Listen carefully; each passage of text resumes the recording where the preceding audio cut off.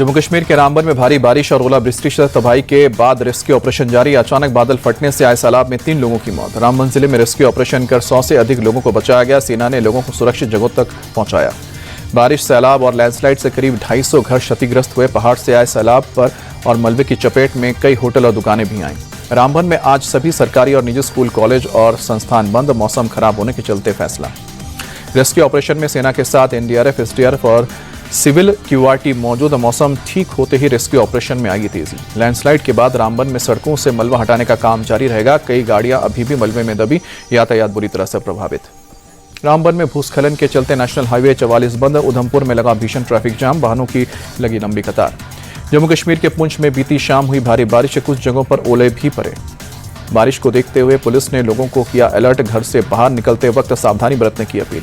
श्रीनगर में भी खराब मौसम के चलते जनजीवन अस्त व्यस्त। लैंडस्लाइड के चलते मुगल रोड बंद किया गया।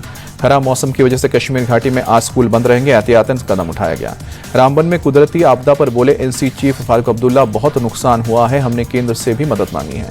बालटाल में अमरनाथ ट्रैक से बर्फ हटाने का काम जारी। 3 जुलाई से शुरू होगी यात्रा। हिमाचल के शिमला में कई इलाकों में हुई बारिश। 22 अप्रैल तक के लिए मौसम जारी किया ऑरेंज अलर्ट।